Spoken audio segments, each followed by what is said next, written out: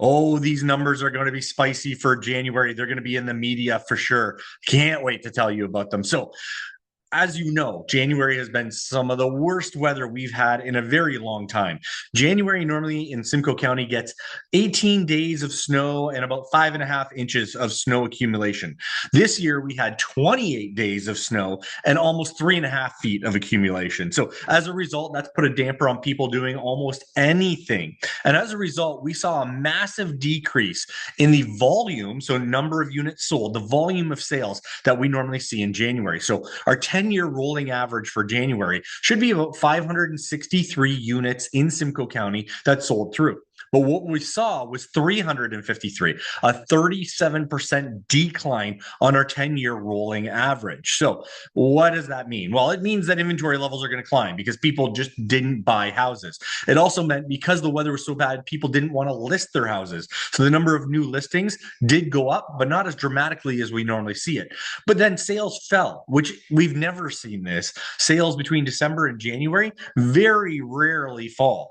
But all of this means that our data is skewed wildly because we had so few sales for the month of January in Simcoe County. Places like Penetanguishene only had 3 sales. And as a result of that, the data is all over the board, meaning that, months of inventory climbed like crazy. The average sales price dropped like crazy. And so we have these weird numbers that don't necessarily make sense because we're not in a quote unquote normal market with the weather that we experience. But there is one telltale sign that we can see across the board in all of our communities, and that is that first-time home buyers, the smart ones anyway, are shopping during these really tough winter months, and they're getting themselves some deals.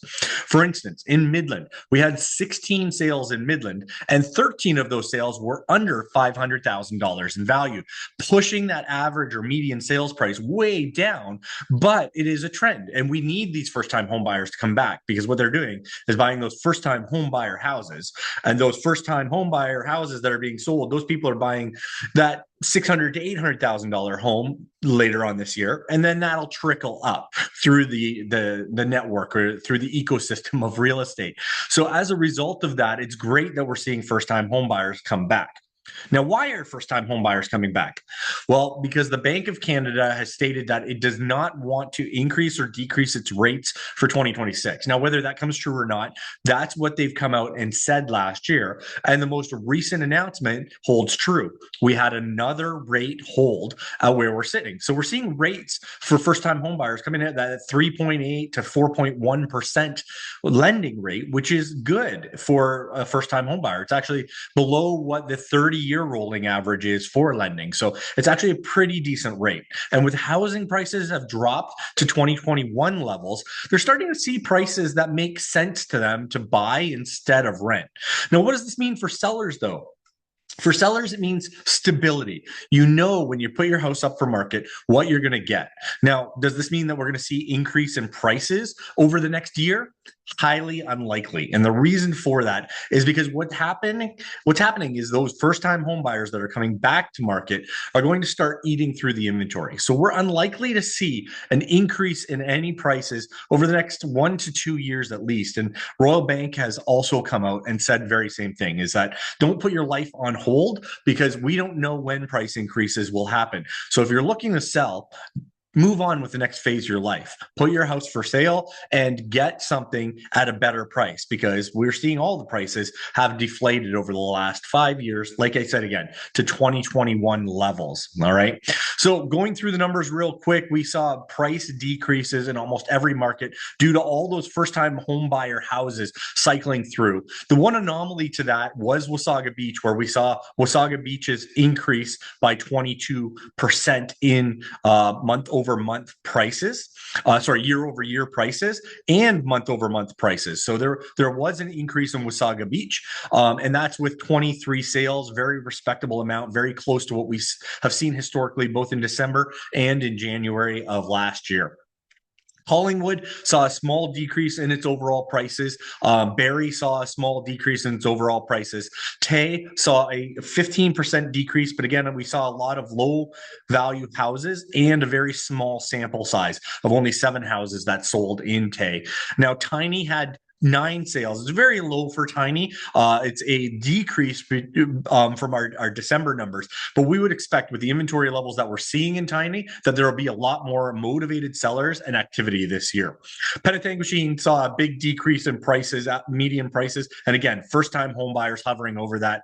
Aurelia saw a small decrease of 9%, but across the board, all of Simcoe County saw a decrease in prices of about 7%. But here's the reality of it. When we look over the month-over-month prices for all of Simcoe County, that went up 1%. So what we're seeing is those Simcoe County month-over-month numbers started falling dramatically in March last year, 40%, 33%, 23%. As of August, we started hitting those headwinds where we saw 1% decrease, then September 2% decrease, October 1% increase, November 3% decrease, then a 1% decrease, 1% increase. So we're seeing this small wave of where the prices are kind of holding on the sales price in Simcoe County. So we can assume this is kind of where we're landing. This is the stopping price.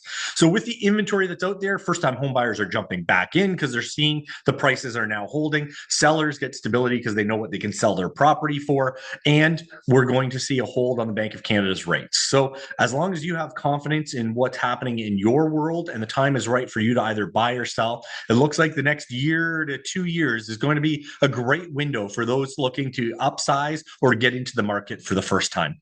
If you have any questions about what's going on in the real estate market, don't hesitate to reach out. It is a no obligation, no pressure consultation. Find out what your house is worth.